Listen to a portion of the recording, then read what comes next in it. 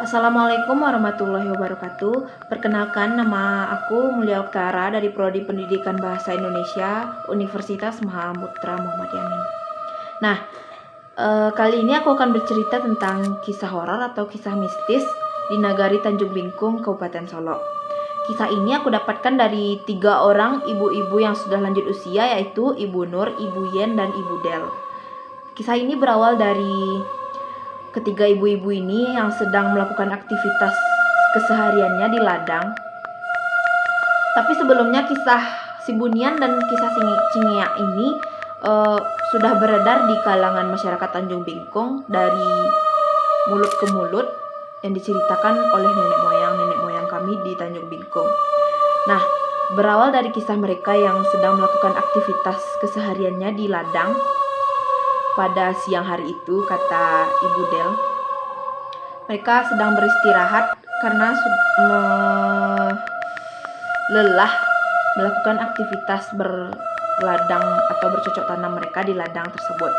Nah, tahulah kalian kan kalau di ladang itu pasti banyak binatang-binatang yang tidak terduga seperti monyet lah, babi lah, atau apalah.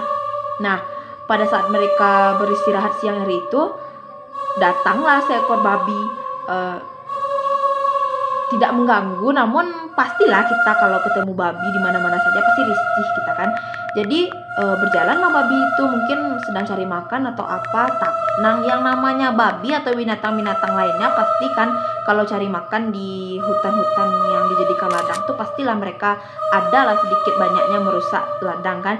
Jadi diusirlah dari apa namanya tuh pondok-pondok yang ada di ladang mereka tersebut. Melotot lah si babi ini. Babi itu kan kalau sama orang perempuan kan mana ada takut dia kan. Kalau sama orang lelaki adalah sedikit takutnya. Melotot lah babi itu ke 3 orang ibu-ibu ini. Takut mereka. Tenang jalan, tidak ada diganggu lagi. Pergi babi itu. Selang beberapa hari setelah kejadian tersebut adalah orang berburu-buru babi itulah, ada kayak memang udah ada dilaksanakan beberapa kali dalam seminggu itu. Jadi berburu babi lah orang. Ketika berburu babi, tidak ada satupun babi yang ditemukan di hutan tersebut. Tidak ada satupun babi, tanda-tanda keberadaan babi saja tidak ada. Timbullah cerita dari nenek moyang mereka pada saat itu. Diceritakannya lah, ada namanya orang Bunian atau si Bunian itu disebutkannya kan. Orang Bunian tersebut yang menyembunyikan si babi ini ketika orang-orang mengadakan tradisi berburu babi.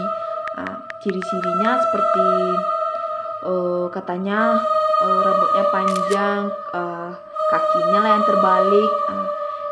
Si Bunian ini dipercaya, dan cerita ini tidak hanya mitos atau apa, tapi sudah dipercayai oleh orang-orang di Tanjung Bingkung bahwa si Bunian itu atau orang Bunian itu memang benar-benar ada. Setiap acara berburu babi, berburu apa saja lah yang ada di hutan tersebut, terutama berburu babi lah ya, pasti tidak ada satupun babi yang ditemukan karena disembunyikanlah oleh si orang Bunian ini. Nah, jadi ketika ada seseorang yang nekat untuk memberantas atau apalah, kita kan nggak tahu apa yang ada di dalam hutan itu. Orang Bunian itu akan marah. Ketika orang Bunian itu marah, mereka akan berbuat hal yang di luar nalar kita lah. Jadi pernah suatu kejadian pada masa ibu-ibu tuh berladang kan, adalah orang berburu babi kan, buru-buru iseng-iseng gitu, bukan sama-sama. Jadi berburulah mereka bertiga kan. Dipaksakan juga lah. Ketika itu orang tidak berburu, ada seekor babi dikejarnya, dibawa anjing untuk mengejar babi itu kan. Hampir dapat babi itu lagi, dah luka lah babi itu. Sampai saat itu satu orang yang mengiringi anjing untuk mengejar babi itu belum pulang-pulang dan belum balik bersama teman-temannya. Sedangkan 2 orang lainnya sudah kembali ke bawah bersama 3 orang ibu tadi untuk pulang ke rumah masing-masing. Sampai setelah maghrib, beberapa hari setelah itu belum juga ketemu orang itu kan.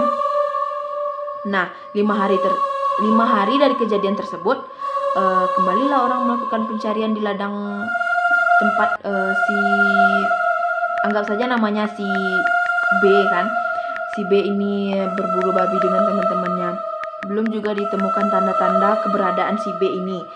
Nah, sehari setelah pencarian tersebut, pulang sendiri saja si B ini dengan keadaan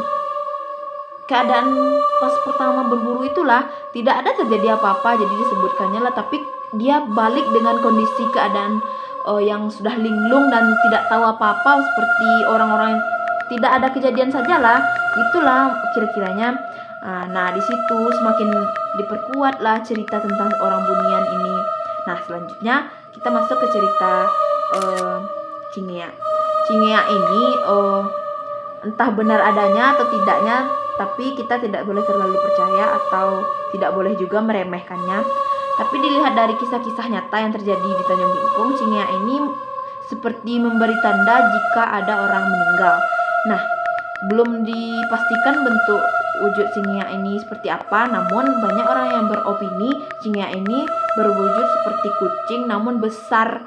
Ada juga orang yang mengatakan Cingea ini seperti bentuk hati manusia, bukan seperti love ya teman-teman. Jadi bentuk hati tapi bunyi suaranya tuh kayak anak kecil menguek-nguek gitu, atau seperti kucing bertengkar. Nah, tapi wujudnya seperti itu kata orang yang sudah melihatnya. Jadi Cingea ini dipercayai, pokoknya ketika Cingea ini sudah menangis-nangis, malamnya dapat dipastikan besoknya pasti ada orang meninggal. Nah, itu di Tanjung Bingkung pasti terjadi dan hal itu sudah banyak ditemukan. Mungkin beberapa dua cerita yang tadi sudah aku ceritakan dapat kita percayai dan mungkin bisa juga tidak kita percayai. Namun di Tanjung Bingkung hal tersebut sudah terjadi, entah dalam bentuk kebetulan atau memang hal itu terjadi. Mungkin hanya itu untuk hari ini teman-teman. Terima kasih. Assalamualaikum warahmatullahi wabarakatuh.